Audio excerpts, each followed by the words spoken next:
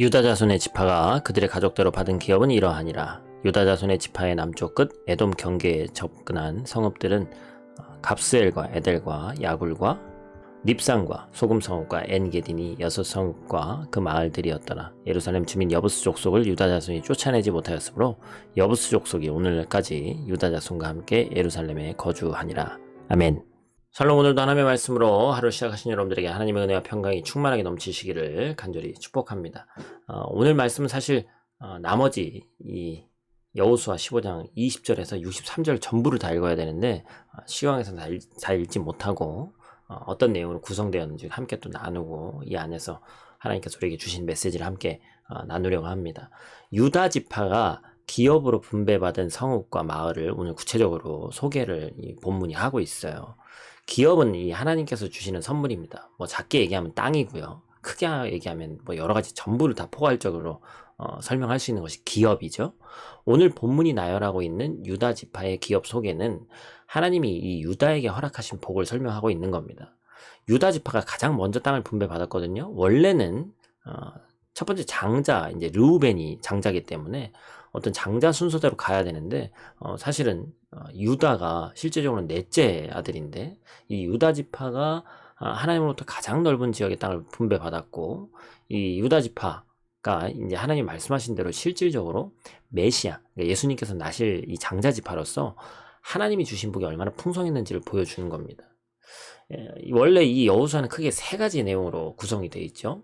1장부터 13장까지는 정복전쟁에 대한 이야기고 14장부터 19장은 이제 기업 분배에 대한 이야기, 그리고 20장부터 24장까지는 여호수아의 이 고별 설교가 담겨져 있죠. 여호수아에 등장하는 이 기업 분배에 대한 이야기는 유다 지파와 요셉 지파가 주를 이루고 있습니다. 그리고 나머지 지파에 대한 이야기들은 다 짤막짤막 돼 있어요. 성경의 주요 관심은 이 유다의 기업과 그 다음에 이 요셉 지파를 나눈 에브라임이라는 이제 기업입니다. 나중에 이 두 지파가 남유다와 북이스라엘의 이 핵심을 이루게 되죠. 성경 공부 시간에 더 자세하게 이제 배우겠습니다. 우리가 오늘 이 본문이 유다의 광활한 기업 경례와 유다 지파가 받은 이 복이 어떤지를 얘기하고 있어요. 유다는 사실 이러한 선물과 축복을 받을 만한 인물이 아니었습니다. 그는 육신적으로 야곱의 집안에서 장자가 아니었다고 제가 말씀드렸죠. 인간적인 결함도 많고 분명히 실수가 많은 사람이었습니다. 하지만 유다는 어땠습니까? 야곱 가문에 위기가 있을 때마다 앞장서서 지도력을 발휘했어요. 형제들이 구덩이를 파놓고 요셉을 죽이려 할 때 유다가 나서서 동생의 피를 흘리지 않도록 설득했고, 바로의 궁전에 막내 베냐민이 붙잡혀 있을 때 유다가 나서서 스스로 인질이 되기를 간청했습니다. 그는 이제 희생할 줄 아는 그러한 인물이었죠. 그래서 창세기 49장에 야곱이 죽음을 앞두고 자녀들에게 유언을 남길 때 유다를 향해서 뭐라고 합니까? 창세기 49장 8절 말씀입니다. 유다야, 너는 내 형제의 찬송이 될지라 내 손이 내 원수의 목을 잡을 것이요 내 아버지의 아들들이 내 앞에 절하리로다. 유다는 아버지 야곱으로부터 이런 축복을 받았어요. 그래서 결국에 유다가 통치자가 되어서 다스릴 것이고 모든 백성이 유다 족속에게 복종할 것이다 라는 것을 가장 많이 축복했죠. 그런데 이 유다에게 주신 그 축복이 사실은 당대에 이루어진 것이 아니라 오랜 시간에 걸쳐서 서서히 하나님 때에 성취됐습니다. 우리는 오늘 본문에서 유다 지파가 누린 복을 구체적으로 확인하고 있는 거예요. 오늘 본문이 그 유다의 자손들이 받은 복을 세워주고 있는 것이죠.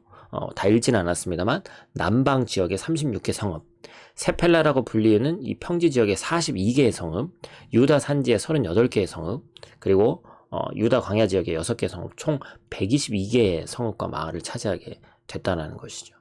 사랑하는 성도 여러분, 유다는 하나님의 복을 다음 세대에 물려주는 영적 조상이 됐습니다. 이 말씀은 오늘 말씀을 받는 우리들에게 많은 교훈을 주는 것입니다.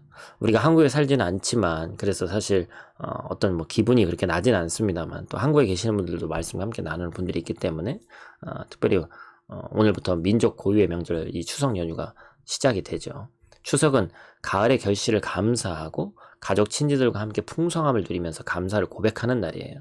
특별히 우리가 함께 말씀 나누는 우리 성도님들이 하나님께서 더 풍성한 감사와 축복을 주실 줄로 믿습니다. 사랑하는 가족들, 특별히 또 한국에 있는 가족들에게 또 자녀들에게 하나님의 복을 물려주는, 전하는 유다와 같은 하나님의 사람이 될 수 있기를 간절히 축복합니다. 유다는 위기를 만날 때마다 야곱의 가문을 위해 희생하고 헌신한 사람이었습니다. 그래서 하나님이 주신 복을 누리며 자손들에게 그 복을 흘려보내는 그러한 조상이 됐어요. 저와 여러분들의 자녀들 또한 우리의 헌신과 충성으로 인해 영적인 유산을 풍성히 누리고 하나님의 복을 경험하는 삶을 살기를 간절히 축복합니다. 기도하겠습니다. 지금도 살아서 역사하시는 아버지 하나님, 이 시간 기도하는 가운데 우리들의 가정과 가문을 더욱더 축복하여 주시옵소서.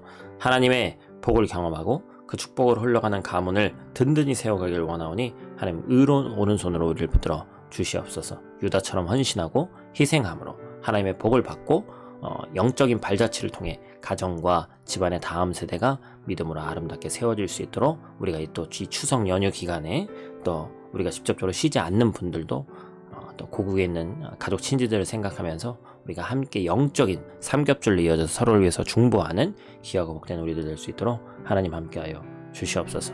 오늘 하루도 눈동자와 같이 지키실 줄 믿사오며 예수님 귀하신 이름으로 기도드립니다. 아멘.